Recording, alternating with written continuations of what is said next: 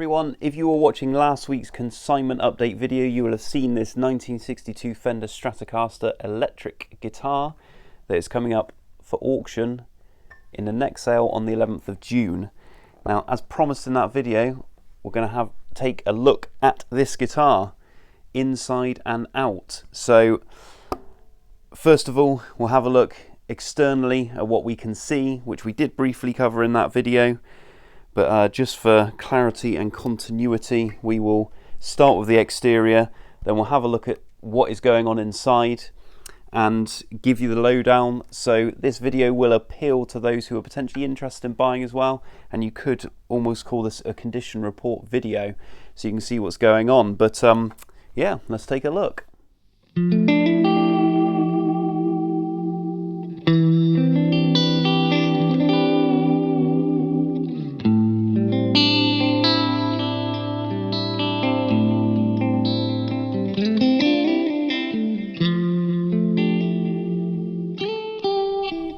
So here's the guitar now let down in its case, and we've taken everything off really, just to be in a position so that we can show all the main bits. So the body has obviously been refinished, and we'll look under the guard and see a bit more shortly, but this has been done in some thick poly by the looks of it. You can see by the lacquer checking it's the wrong type of sunburst as well. It's all quite speckled. It's not great in terms of, you know, vintage terms. I think if you have one of these refinished, you'd rather it in nitro, but it could be rectified. It can be sanded back. This guitar has actually been many colours in the past, which we will see when we take everything off. But I think we'll start with the neck because we can easily take that off. There is the serial plate, 62 serial plate, that is already off. And the correct screws as well, which are in our metallic magnetic pot to keep everything in place. So we'll start with the stamp at the end, 2nd of March 62. Now this is very close to when they went from pencil dates to stamps. You can actually see this line above there, so that is actually the edge of the stamp, and the font does look a little bit odd. And I think the reason is because when they have stamped the end of the neck, they have slightly slipped, which is giving the font on some of these numbers and letters a bit of an enlarged look. But usually when you see the edge of this stamp here, it can indicate that it's a new stamp, and that can sometimes cause some slippage. But you will see, because it is 62, we got a slab board, early 62 slab board before they went into veneer, later on in 62 into 63. You'll see the board, Brazilian rosewood, CITES certified, I will add, for the sale. It's grimy, clay dots as standard, went to white dots much later, 64, but clay dots, like I said, veneer board, Brazilian rosewood, caked in gunge, which we will clean off. Yeah, we will be getting you to clean off. Yeah, lucky you. There's a lot of groove wear on there. The frets are incredibly low. Got the original frets. Won't really be able to see this, but the tangs here at the end, usually when you have a refret, it can be quite obvious because the grooves are cut deeper and the frets don't quite go all the way down in. But this is 100% original frets, very low indeed. If I was taking this guitar on, I would definitely get it refretted. I like chunkier frets anyway. And you can see on the side of the neck this original wear on both sides, where the wood, essentially the original neck, would have been played in quite nicely, but they have lacquered over the top. There's lacquer over the top again. It looks like poly lacquer, which again is a bit of a shame. Some lacquer cracking here, and then if we go up to the top of the neck, we can see the pilot hole.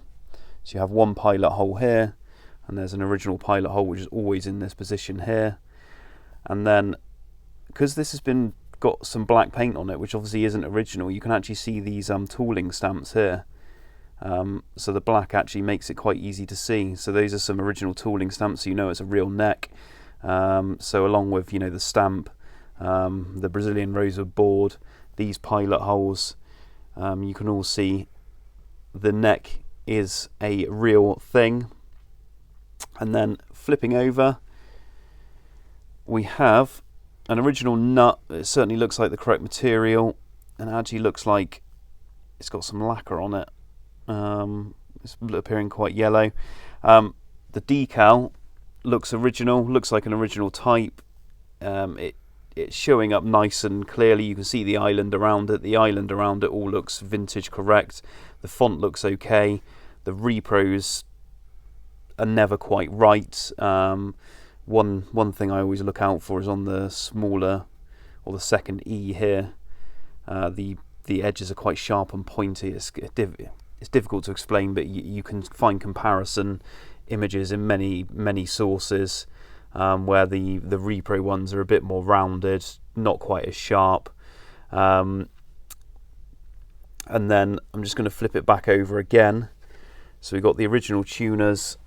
So there's one I've already taken off to see that pilot hole underneath. It's always under the D string. Patent numbers underneath. And one thing you will see, which looks quite odd, is kind of this it almost looks like there's been gold plating or something on there, but it's actually lacquer. So someone at some point has sprayed some lacquer around this area, possibly actually the front, because the front has been refinished, but it's been refinished at a different time to the back of the neck. You can see mainly by the colour. So this has had a clear coat of lacquer over. It was possibly done to protect the original decal at some point, because these could flake off. I mean, we've all seen decals that are partially missing, so maybe it was a preventative cause to prevent that going even further. But maybe at the same time as doing that, they did it at the same time as the tuners being on, because it looks like the tuners have got lacquer all over them, so that's why they do look a little bit odd, but they are single line Kluson tuners. So I think that essentially completes everything we need to look at on the neck. So with the body, there's a couple of things we can see already without doing anything further. In the neck pocket, there's Fiesta red, and there is also gold in there. So this guitar has obviously been finished at some point in these colours, and we'll reveal more when we take the guard off. So looking at other things externally on the guitar before we go inside, strap button on the horn, that is a replacement. The originals look like the one on the bottom, so that is an original strap button. That's what they should look like.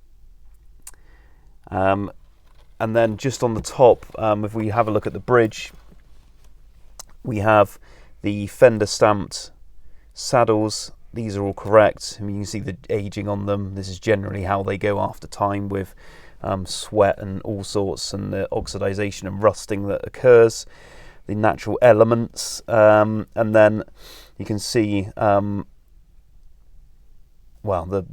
bridge plate, the bridge plate looks original as well, as is the block. But the knobs, they're replacements, very obviously. So I think anyone who knows what a Strat should look like will find that very obvious. Looks like some old radio knobs. And then we've got a guard, which on the face of it, before even taking this apart, I would have actually questioned this guard. I mean, I questioned this guard on the original inquiry, mainly because it was black, and an original vintage Strat should have a pre-CBS should have a green guard, a nitrocellulose guard of a green hue. So the reason this is missing is because the owner actually pulled some of this black back himself to show to me that the guard had been painted at some point. But regardless of that, when the guitar first came in, I was a bit worried or a bit concerned because there doesn't seem to be an awful lot of shrinking on the guard, because nitrocellulose can shrink back, and the edges just all look quite sharp and it looks a bit thicker. But I think the black paint is giving it that appearance. So you can see just here, it is a 3-ply guard, and you can see just there where it's been scraped back, you can see it's a white, black, white 3-ply guard. You can also see here the green hue showing through. Now, yes, you can get repro green guards, but the repros always show the same colour on both the front and back. And a good way to tell, if I take this off, this is the original tin shield, by the way, but on the back you can see it is a slightly greyish colour rather than the green on the front. So that's one way to ascertain whether it's a real one or not. I don't know whether anyone who makes the repros has managed to find a clever way of doing this yet. Or is watching this video. Yeah, or is watching this video now and is thinking, right, I know how to do it. But and the other thing, I mean, there is a theory that if this guard had been painted a very long time ago, then perhaps that has stopped the guard shrinking, as you sometimes do see. But all signs are showing, as far as I can see, that this is an original guard after all. We've got the original tin shield there, which hasn't been sort of adapted in any way. Usually the only reason why you would lose an original guard would be perhaps you make some modifications, like you put some routes in for an extra pickup and you cut the pickup spacing out within the guard, but that hasn't happened here. So we're going to assume this is the original guard. Now, if we look underneath, I think like I said, we mentioned the Fiesta Red and the gold, but all within here we can see gold as well. You can see just down in that corner there. I don't know whether we can get over there with the camera, but you can see just there. You can see the router pilot marking.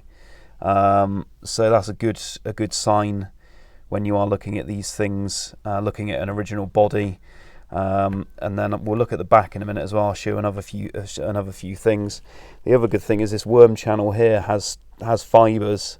So when they do make the worm channel, it creates these fibres that usually give you a sign that it is an original. But you can see all this thick paint in here. But the one interesting thing is that there's a lot of gold within these cavities, and it does, with the gold in the pocket, it does question whether this could have been a Shoreline Gold Strat, custom colour Strat at some point that someone's finished Sunburst way back when. Back then, obviously, it didn't matter. These things weren't collectible commodities. They were instruments, and someone may have wanted a Sunburst Strat. But yeah, I mean, in today's market, you think, yeah, if it was originally a Shoreline Gold Strat, that's potentially was once an incredibly valuable pre-CBS Strat.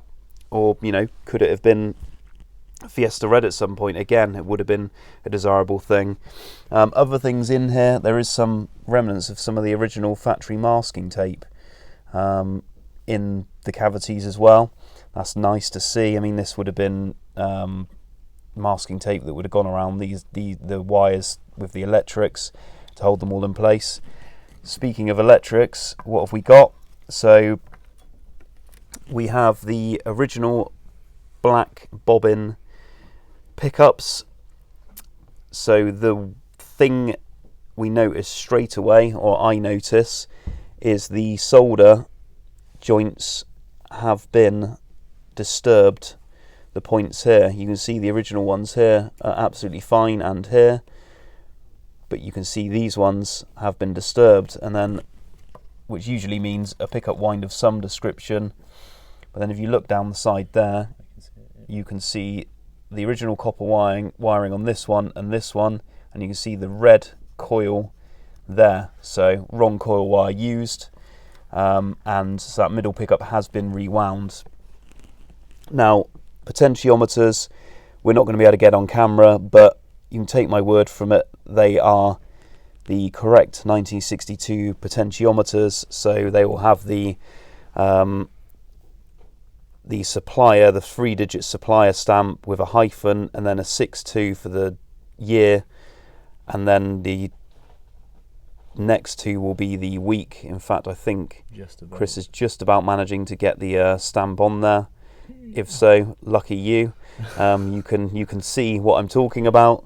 And then we have the correct 3-way CRL switch as well. You can see there's some soldering here which would have been associated with this rewind, taking things in and out. So some solder has been disturbed. There's an original cap there, the red disc capacitor, and then if I just flip this back over, there you can see it is a 3-way switch rather than the later 5 ways that were used. One thing with the guard that I will point out as well, just as I've got it over here, is you've also got this screw hole in the right place, because slightly later they moved it down to here. This screw hole moved down to here on the later guard, so you know this is correct spec. And we've got the corresponding holes underneath. Now, other things that I can point out under here is, don't know if the camera can pick it out, but there's a little spec there. So that is one of the original pinholes for suspending the body upon when doing the original finish. So that pinhole was full of paint, so it's another sign that it is a refinish. I mean, it's obviously a refinish from the outside, but that's one thing you can look for. There's another pinhole down here somewhere. I think it's that mark there, which we might be able to pick out, and there will be one underneath this jack plate as well, usually around here. So you've got the 3 pinholes. I'm not going to take the jack plate off for the purposes of this video. I don't need to. It's kind of irrelevant. So that, I think, covers the front of the body, and we will flip it around. So here we are at the back of the guitar. I've just taken the screws out, and you can see this plate has had the same treatment. It should be white, which it obviously is underneath. It's been finished on both sides actually, and you can see where the paint has been. Obviously haven't let it dry before they put it back down. So anyway, that is, I mean, it looks okay. It looks like the original one. And speaking of original things, there's a trem arm as well that we've got in the case. Don't need to spend too much time on a trem arm. It is what it is. And you can see here we've got the earthing wire coming through, original solder that's been untouched, and you can see the block here which is right, and all the springs. So this in here is all okay. And then just a few more things regarding the body. You can see one of the original pilot or dowel holes ends up getting filled, but that is still showing despite the many refinishes that this guitar has had, so you can just about make that out there. That's one thing to look out for with these original bodies. But yeah, there's not really a lot else we can say with regards to the back of this guitar. I hope you found that video useful today, and obviously educational. I do hope, I mean, sometimes I feel like I could be waffling on a bit and people aren't really understanding what I'm saying, but the best thing is always to try and get hands-on with these things, because it's the only way you can really properly see what you're looking at and build that knowledge. But I appreciate that we are in a fairly unique position here, of course. But yeah, hopefully you did find it educational. If you like this kind of content, then please do subscribe to our channel, like the video, hit the bell icon to see future uploads. We're always trying to do more of these under the guard videos, along with our consignment updates, which another consignment update will be coming later on in the week. We've had loads of really good high-end stuff, a good mixture actually, budget, mid-range and high-end, so we'll have a really good bumper, I think, consignment update this week. Lots of exciting news of future things coming in. So I'm now going to hand this guitar over to my colleague Chris to yeah, get this grime off, get it cleaned up, get it strung up for that auction on the 11th of June 2024. That is the next auction. So this guitar will be offered with lots of other very good vintage examples, along with all the other things that we sell, like amps, pedals, and of course budget modern guitars as well. So we will see you next time.